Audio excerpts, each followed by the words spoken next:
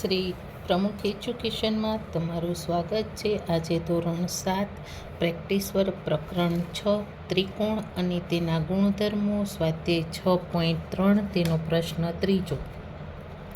નીચેના પ્રશ્નોના જવાબ આપો. તેનો દાખલા નંબર 12. એક સમબાજુ ચતુષ્કોણની પરિમિતિ 52 સેમી છે. જો તેના એક વિકર્ણની લંબાઈ 24 સેમી હોય તો બીજા વિકર્ણની લંબાઈ શોધો. અહીંયા આપણે કેવો ચતુષ્કોણ કીધો છે? તો કે સમબાજુ. સમબાજુ ચતુષ્કોણ એટલે કે બરાબર. તો એની આખાની આ પરિમિતિ આપણે કેટલી છે આપણી પાસે? તો કે 52 સેમી. પછી શું કીધું? તેના એક વિકર્ણની લંબાઈ. તો કે આપણે એક વિકર્ણની લંબાઈ તો કે 24 છે. બરાબર છે. તો આપણે આ વિકર્ણની લંબાઈ એકની શોધવાની કીધું છે. તો હવે આપણે સૌ પ્રથમ તો શું કરવાનું? તો કે એ લખીએ સમબાજુ ચતુષ્કોણની પરિમિતિ તો કે 4 ગુણ્યા લંબાઈ. પરિમિતિ આપણે આપી દીધી છે, બરોબર. પણ આપણે શું કરવાનું છે? આ ફરતાનું માપ છે, તો આપણે એક બાજુનું માપ કોઈ પણનું શોધવાનું હોય. તો હવે આપણે આ છે લંબાઈને કરતા કરી નાખ. બરોબર છે. અહીંયા લખીએ સમબાજુ ચતુષ્કોણની પરિમિતિ. શોર્ટમાં લખેલું છે અને છેદમાં આવે એટલે કે આપણે આ બાજુ વહી જાય તો કેમ આવે? તો કે ભાગાકારમાં. તો એટલા માટે અહીંયા આપણે ભાગાકાર. તો કે હવે લંબાઈ માટે લંબાઈ બરાબર નથી ખબર. તો ચતુષ્કોણની પરિમિતિ તો કે 52 ભાગ્યા 4 કરવાના. માટે લંબાઈ આપણે કેટલી મળી? 52 ભાગ્યા 4 કરીએ તો 13 સેમી. તો આપણે એક બાજુની તો કે અહીંયા લખી નાખીએ 13 સેમી. બરોબર છે. એક બાજુની આપણે મળી ગઈ એટલે 13 એટલે ફરતી આપણે 13 થઈ ગઈ. એ આપણે ખ્યાલ આવી ગયો. હવે આપણી પાસે કેવું છે વિકર્ણનું માપ? તો કે આખા વિકર્ણનું માપ છે. એટલે કે આપણે અડધાનું કરી નાખીએ એટલે આપણે શું મળી જાય? તો કે કર્ણ મળી જાય. તો કે વિકર્ણ અહીંયા લખી નાખીએ ABCD અને વચ્ચે આપણે અહીંયા વિકર્ણ કરી અહીંયા શું મૂકી દઈએ? તો કે O. કેમ કે આ વિકર્ણનું માપ આપણે શું છે? તો કે શોધવાનું છે. તો અહીંયા O લખ્યો. તો વિકર્ણ બોલા લખી નાખીએ. તો આપણે અહીંયા આ લીધું છે 24. તો કેનું આપણી પાસે છે? તો કે D અને B કેવું છે? 24 છે આખાનું. બરાબર. તો આપણે અહીંયા એકનું કરી નાખીએ કે OB પછી OD બરાબર એટલે કે આખાનું DB ભાગ્યા 2 એટલે કે આની ભાગ્યા 2 કરી નાખીએ તો આપણે 24 ભાગ્યા 2 કરીએ તો આપણે કેટલું મળશે? તો કે 12 સેમી. તો એ કયું મળ્યું? તો કે OB બરાબર OD. એટલે કે અહીંયા 12 અને અહીંયા પણ 12, બેયને 12 આપી. તો અહીંયા આપણે કેવું મળી ગયું? તો કે 12 મળી ગયું. તો હવે આપણે અહીંયા વિકર્ણ મળી. તો અહીંયા આપણે ખાલી શોધવાનું રહે. બરાબર છે. તો આપણે વિકર્ણની લંબાઈ આ એક કીધું છે, એક બાજુ શોધવાની. તો આ મળશે એટલે આપણે એના ડબલ કરી નાખ. તો એના માટે આપણે શું કરીએ? તો કે પાયથાગોરસના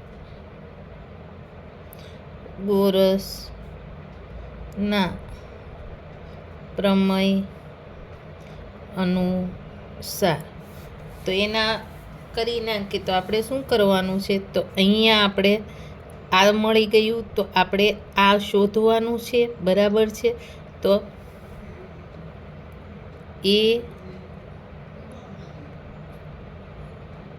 AOનો વર્ક કરી નાખે. કંઈ નહીં, ચાલો અહીંયા ઓ બી આપણે કરણ કરી નાખીએ ગમે એ કરે, બરાબર. પછી એ બીનો વર્ગ કરી નાખીએ વત્તા ઓ અને એનો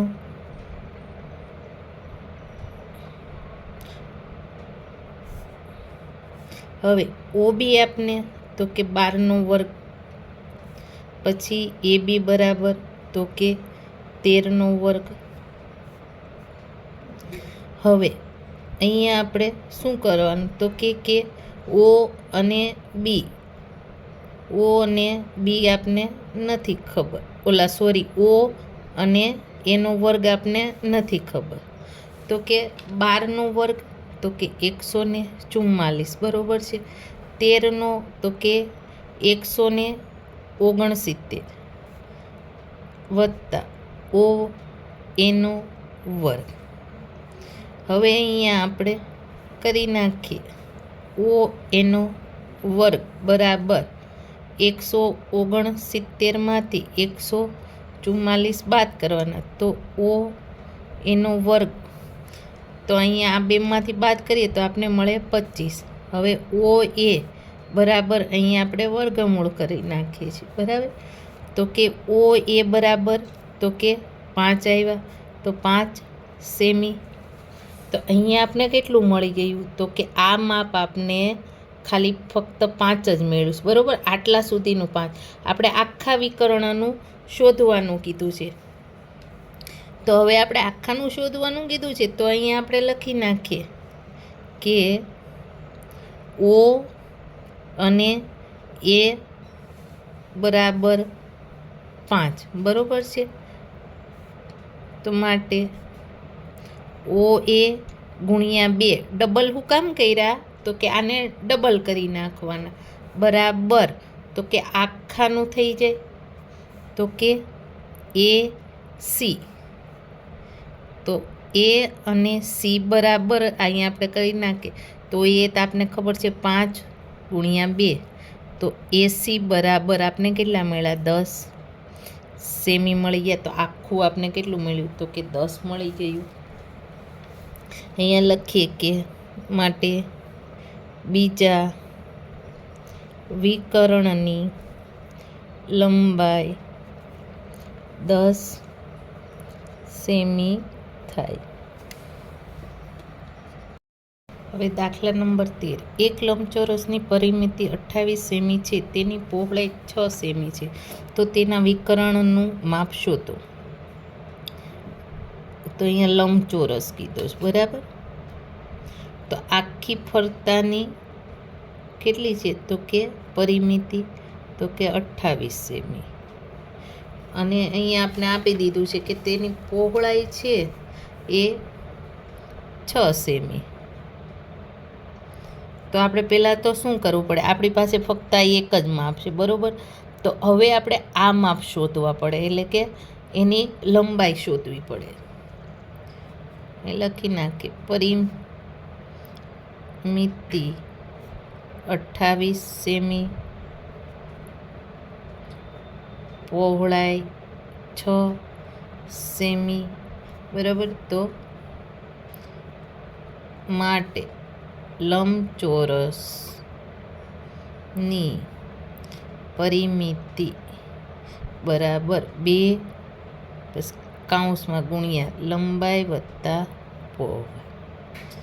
તો કે 2 લંબાઈ અને પહોળાઈ, તો લંબાઈ આપણે નથી કરતો, લંબાઈ એમને અને પહોળાઈ આપણે 6 આપેલી છે અને પરિમિતિ 28, બરાબર. હવે 28 માટે 28 બરાબર અહીંયા લખીએ 28 બરાબર તો કે 2 ગુણ્યા લંબાઈ વત્તા 2 છંગ તો કે 12 થઈ ગયા. માટે હવે 28માંથી 12 બાદ કરી નાખે, આપણે 12 આ બાજુ લઈ લીધા, 2 ગુણ્યા લંબાઈ થઈ ગઈ. માટે 28માંથી આપણે 12 કાઢવીએ છીએ તો આપણે કેટલા મળે તો કે 16. હવે 2 ગુણ્યા લંબાઈ.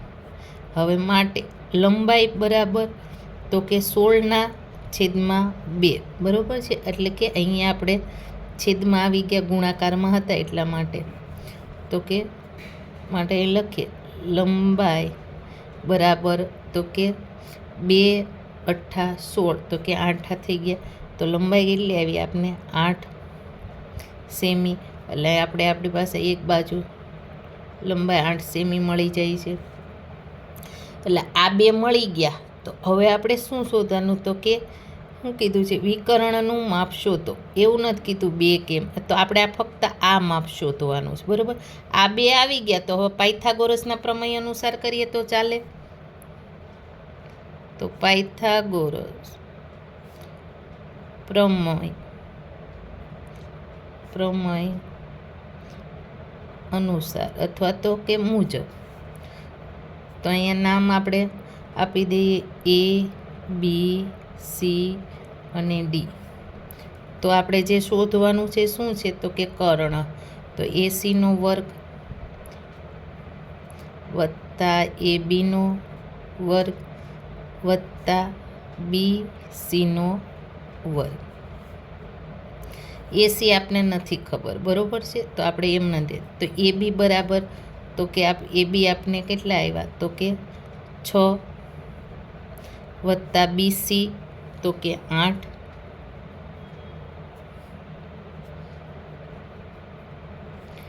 તો ઓલા 6 6 36 અને 8 8 64. AC નો વર્ગ. આ બંનેનો આપણે સરવાળો કરીએ તો કેટલા થાય? તો કે 100.